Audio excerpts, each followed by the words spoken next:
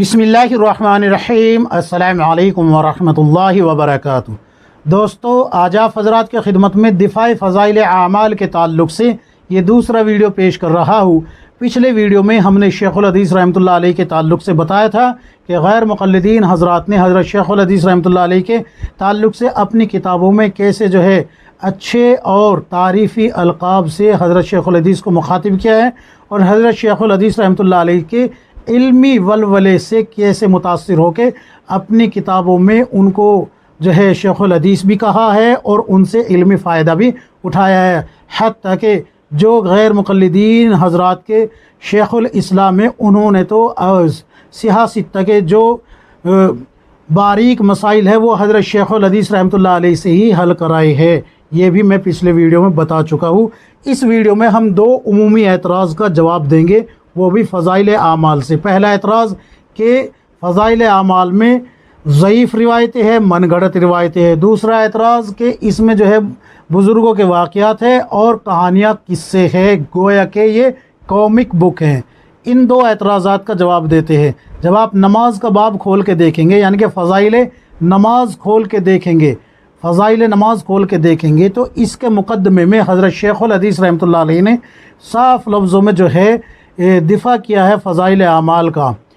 खूब अच्छे से ज़हन नशीन कर लीजिए। मैं एक बात यहाँ और पेश कर दूँ, अगर फ़ज़ाइल आमाल ज़ईफ़ रिवायतों से भरी हुई है तो फिर सियाह सित्ता में मुस्लिम और बुखारी को छोड़ के बाकी जो नसाई है, इब्न माजा है, अबू दाऊद शरीफ है, वगैरह वगैरह जितनी किताबें हैं उन सब में भी ज़ईफ़ रिवायतें हैं। तो क्या आप उनको छोड़ देंगे? क्या उनको तर्क कर देंगे?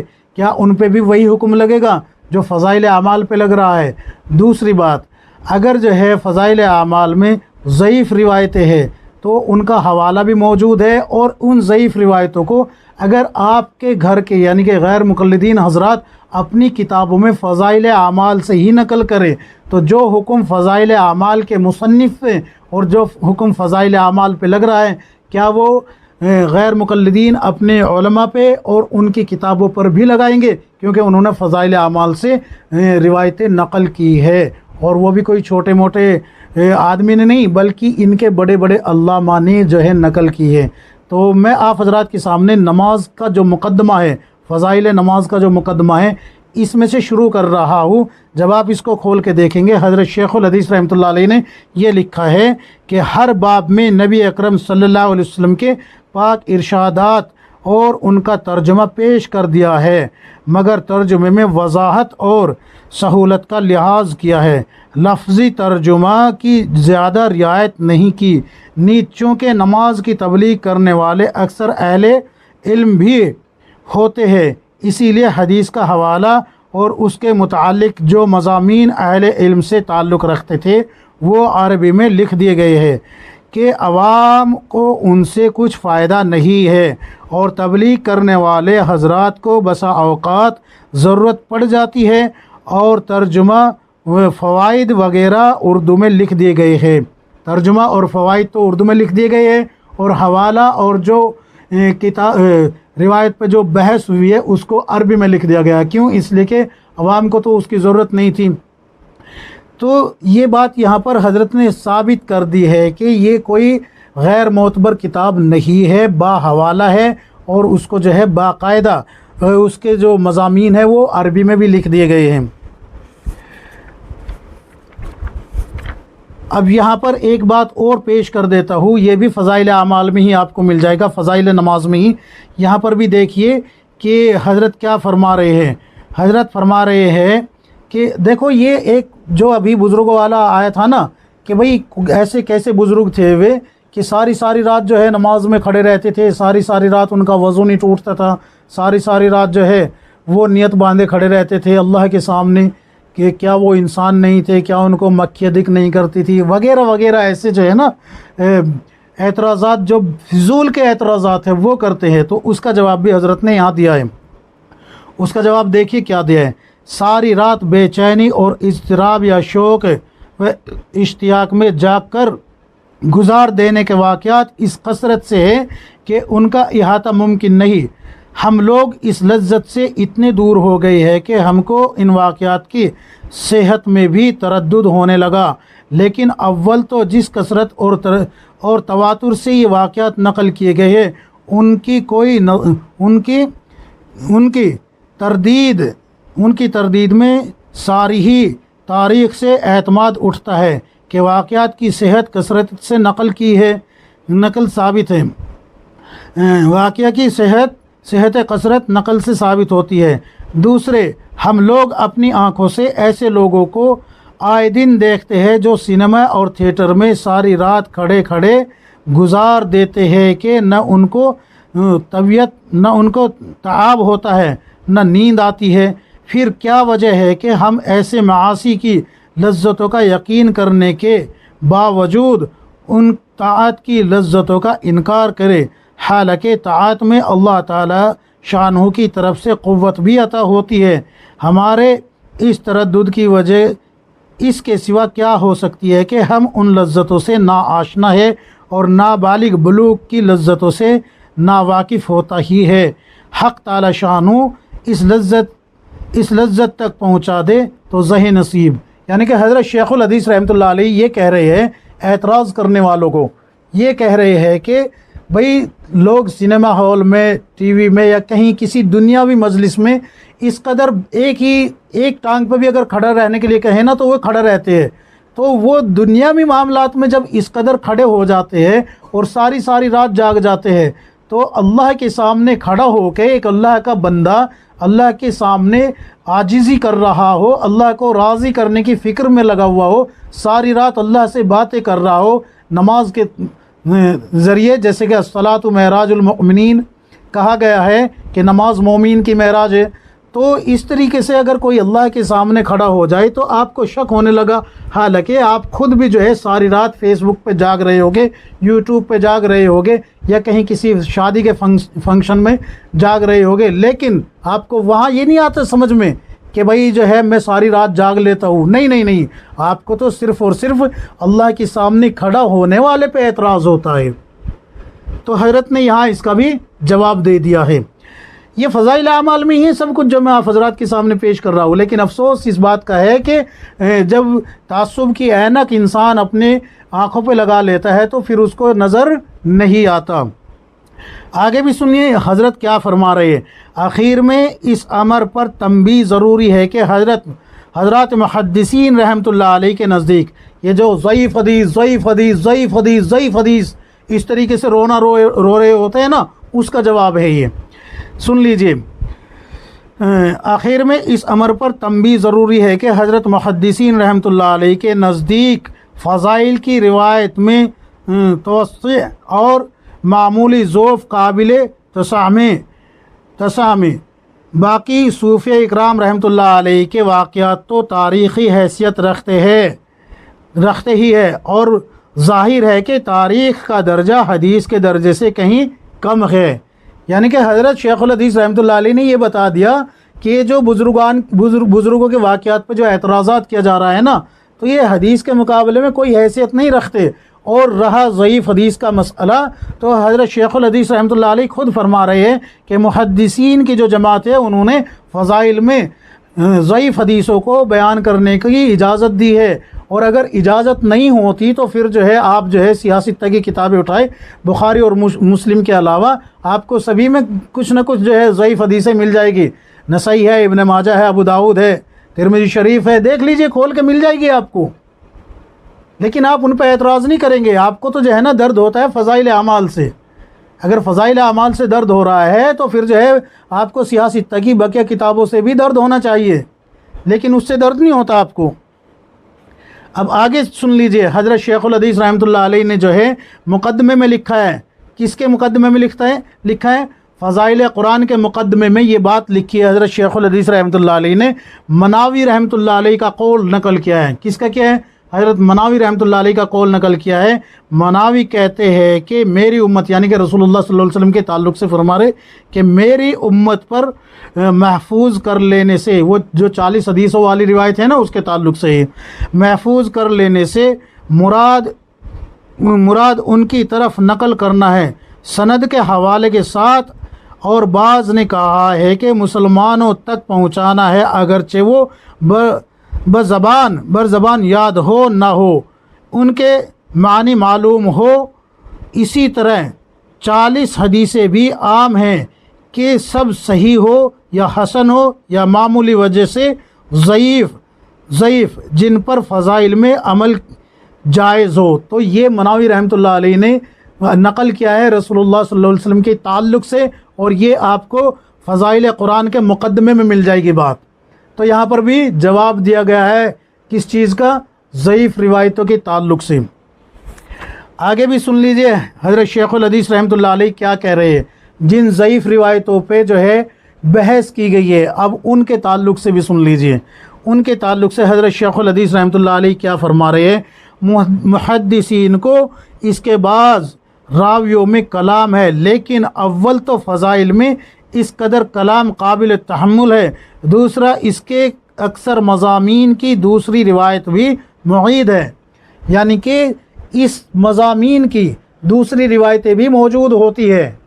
خالی یہ نہیں کہ بھئی ایک روایت نقل کر دی بات ختم ہو گئی یہ ضعیف ہے، نہیں، بلکہ حضرت فرما رہے ہیں کہ اگر یہ روایت ضعیف ہے تو محدثین نے جو ہے فضائل میں بیان کرنے کی اجازت دی ہے، اور اس کے مشابہ یعنی کہ اس سے ملتی جلتی دوسری روایتیں بھی موجود ہیں۔ اب ایک اور سن لیجئے، ایک اور اعتراض جو کیا جاتا ہے وہ بھی آپ حضرات کے سامنے پیش کر دیتا ہوں، وہ درود شریف کے تعلق سے بھی ہوتا ہے۔ اور یہاں پر یہ بھی بات یاد رکھیں، وہی بزرگوں والی بات آتی ہے کہ بزرگان دین جو ہے یعنی کہ بزرگوں نے اتنے درود شریف پڑھے تو فلاں کام ہو گیا، فلاں جو ہے یہ بزرگوں کو جو ہے کشف ہو گیا، کرامات ہو گئی۔ تو اس کے تعلق سے بھی حضرت شیخ الحدیث رحمۃ اللہ علیہ کیا فرما رہے ہیں یہ بھی سن لیجئے۔ درود شریف کے بارے میں اللہ تعالیٰ شانوں کے حکم اور حضور اقدس صلی اللہ علیہ وسلم کے پاک ارشادات کے بعد حکایت کی کچھ زیادہ اہمیت نہیں رہتی۔ اپنے آپ ہی حضرت نے کیا کہہ دیا، حکایت کی کوئی اہمیت نہیں ہے رسول اللہ صلی اللہ علیہ وسلم کی حدیث کے سامنے اور اللہ تبارک و تعالیٰ کے حکم کے سامنے کوئی اہمیت نہیں رہتی۔ لیکن لوگوں کی عادت کچھ ایسی ہے کہ بزرگوں کے حالات سے ترغیب زیادہ ہوتی ہے، اسی لیے اکابر کا دستور اس ذیل میں کچھ حکایت لکھنے کا بھی چلا آ رہا ہے۔ تو یہ تو ہو گئے فضائل اعمال جلد نمبر 1 پہ اعتراضات کے وہ جوابات جو کہ آپ لوگ فضائل اعمال سے ہی حل کر لیں گے۔ اب دوسری جو جلد ہے اس میں بھی دیکھ لیتے ہیں، واقعات ہیں نا، 70 واقعات حضرت نے یہاں نقل کیے ہیں، اور ان پہ اعتراضات ہوتا ہے کہ بھئی جو ہے آپ صلی اللہ علیہ وسلم کے قبر پہ جا کے ایک نے روٹی مانگی تو روٹی کا ٹکڑا روٹی مل گئی، اور آنکھ کھلی تو جو ہے ہاتھ میں روٹی تھی وغیرہ وغیرہ، اور بہت سارے واقعات ہیں ایسے جو فضائل اعمال میں آپ کو ملیں گے، تو ان کا جواب حضرت دے رہے ہیں۔ تو کیا فرمایا کہ اول تو یہ احوال اور واقعات جو گزرے ہیں وہ عشق اور محبت پر مبنی ہیں، اور عشق کے قوانین عام قوانین سے بالاتر ہے۔ مکتب عشق کے انداز نرالے، یہ تو فارسی کا شعر ہے، عشق کے ضوابط کی کسی اصول کے ماتحت نہیں ہوتے، نہ پڑھنے لکھنے سے آتے ہیں بلکہ عشق پیدا کرنے سے آتے ہیں۔ اپنا کام کوشش اور صحیح کر کے اس سمندر میں کود پڑنا ہے، اس کے بعد ہر محنت آسان ہے اور ہر مشقت لذیذ ہے۔ یعنی کہ اگر آپ اس کو فضائل صدقات کو آخری میں پڑھیں گے، بالکل آخر میں جب پڑھیں گے تو آپ کے سامنے یہ جواب بھی آ جائے گا کہ حضرت شیخ الحدیث رحمۃ اللہ علیہ نے اس بارے میں کیا کہا ہے، اور ڈسکرپشن میں آپ کو جو ہے باقاعدہ پورا جواب جو کہ تحریری شکل میں ہوگا جواب پیش کر دوں گا تحریر کر کے، تاکہ آپ کو پڑھنے میں آسانی ہو جائے۔ اب رہا سوال یہ کہ غیر مقلدین حضرات نے اپنی کتابوں میں کیا کچھ نقل کیا ہے، تو دیکھ لیجئے، ہم دکھا دیتے ہیں آپ کو۔ فضائل اعمال کتاب حکایت صحابہ، فضائل قرآن، فضائل نماز، فضائل ذکر، فضائل رمضان اور فضائل تبلیغ رسائل کا مجموعہ ہے۔ اب یہاں پر ہم آپ کو ایک بات بتا دیتے ہیں کہ مولانا عبد الرحمن محمدی صاحب غیر مقلد مولانا زکریا رحمۃ اللہ علیہ کے تعارف میں لکھتے ہیں، مولانا نے مجموعی طور پر 127 چھوٹی بڑی کتابیں لکھی، جن میں سے ایک فضائل اعمال ہے۔ تبلیغی جماعت کا تحقیقی جائزہ صفحہ نمبر 90 کھول کے دیکھیں، آپ کو مل جائے گا۔ فضائل اعمال کتاب حدیثوں سے بھری پڑی ہے، جیسا کہ اس کا مطالعہ کرنے والے بخوبی جانتے ہیں، اور پروفیسر عبداللہ بہاولپوری صاحب غیر مقلد نے اس کا یوں اعتراف کیا ہے: میں نے تبلیغی جماعت والوں کو دیکھا، ان کے فضائل اعمال کی کتابیں دیکھی، ان کے وظیفوں کی کتابیں دیکھی، حدیث حدیث حدیث حدیث میں یوں آتا ہے، اس طریقے سے جو ہے پروفیسر عبداللہ بہاولپوری صاحب نے اپنے خطبات بہاولپوری جلد نمبر 4 صفحہ نمبر 45 میں لکھا ہے۔ اللہ تعالیٰ کے فضل سے فضائل اعمال کتاب کو بہت مقبولیت ملی ہے، دنیا کی کئی زبانوں میں اس کا ترجمہ ہوا ہے۔ اب آگے دیکھ لیجئے کیا کہتے ہیں۔ مولانا حکیم محمد صادق سیال کوٹی صاحب غیر مقلد نے صلاۃ الرسول کتاب لکھی، اپنی اس کتاب میں نام لیے بغیر فضائل اعمال سے حدیثیں لی ہے۔ کون سی کتاب سے لیے؟ فضائل اعمال سے حدیثیں لیے، اور کون ہے؟ صادق سیال کوٹی، جو کہ غیر مقلدین کے بڑے عالم ہیں، فضائل اعمال سے حدیثیں لی ہے۔ اس کا اعتراف غیر مقلدین نے بھی کیا ہے۔ حافظ زبیر علی زئی صاحب غیر مقلد لکھتے ہیں، تبلیغی جماعت کے شیخ الحدیث زکریا صاحب نے فضائل نماز میں صفحہ 336 سے 338 تک حدیث کی کتابوں سے نماز کے 40 فضائل لکھے ہیں۔ حکیم صاحب نے زکریا پر اعتماد کرتے ہوئے یہ فضائل صلاۃ الرسول میں نقل کر دیے ہیں۔ اور یہ زبیر علی زئی جو ہے، ان کی کون سی کتاب ہے؟ علمی مقالات، جلد نمبر 5 صفحہ نمبر 524 کھول کے دیکھ لیجئے، آپ کو مل جائے گا۔ یعنی کہ جس کتاب پہ اعتراضات ہو رہا ہے اسی کتاب سے یہ لوگ روایتیں نقل کرتے ہیں، اور فضائل اعمال پہ جو ہے الزام لگاتے ہیں شرک بھرا ہوا ہے اور ضعیف روایتیں بھری ہوئی ہے، اور اپنی کتابوں میں انہی سے نقل کرتے ہیں اور انہی سے جو ہے فائدہ اٹھاتے ہیں۔ آگے بھی دیکھیے، مولانا عبدالرؤوف سندھو صاحب غیر مقلد لکھتے ہیں، مؤلف سیال کوٹی ناقل علیہ رحمہ نے نماز کے لا مثال محاسن کے تحت 25 احادیث نقل کی ہے، اور ان کو نقل کرنے سے قبل و بعد صحاح ستہ کا حوالہ دیا ہے، جبکہ ان میں 13 احادیثیں ایسی ہے جو کتب ستہ میں نہیں، یعنی کہ جھوٹ بھی بولا سیال کوٹی صاحب نے، اور ان کے خود کی جماعت کے لوگ اس جھوٹ کو ثابت کر رہے ہیں۔ جھوٹ بولا کہ سیاہ ستہ سے لی ہے، اور وہ سیاہ ستہ میں ہے بھی نہیں، اور جو ہے ان کے خود کے جماعت کے جو عالم ہیں وہ کہہ رہے ہیں کہ وہ سیاہ ستہ میں ملی بھی نہیں، سیاہ ستہ میں نہیں بلکہ دوسری کتب میں ہے۔ مؤلف نے ان سب احادیثوں کو تبلیغی نصاب سے نقل کیا ہے۔ کہاں سے کیا ہے؟ تبلیغی نصاب سے نقل کیا ہے، کیونکہ یہ سب احادیثیں اس کتاب میں موجود ہے، مگر واضح رہے کہ مولانا زکریا رحمۃ اللہ علیہ نے ان احادیثوں کے لیے سیاہ ستہ کا حوالہ نہیں دیا، بلکہ مطلقاً احادیث کی کتابوں کا ذکر کیا ہے۔ مولانا محمد زکریا رحمۃ اللہ علیہ ناقل لکھتے ہیں، حدیث کی کتابوں میں نماز کے بارے میں بہت ہی تاکید اور بہت سے فضائل وارد ہوئے، ان سب کا احاطہ کرنا مشکل ہے۔ تقریباً تبرکاً چند احادیث کا صرف ترجمہ کیا جاتا ہے۔ انتہی ناقل اس کے بعد انہیں فضائل نماز کے باب میں 40 احادیث ذکر کی ہے، جن میں سے مؤلف مولانا سیال کوٹی ناقل علیہ رحمہ نے بعض کو حذف کر دیا اور بعض کی ترتیب میں تبدیلی کی ہے۔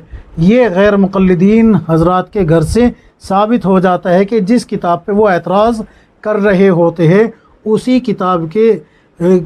کتاب سے وہ روایتیں لے کے اپنی کتابوں میں نقل کرتے ہیں، تو یہ دوغلاپن نہیں ہے تو کیا ہے؟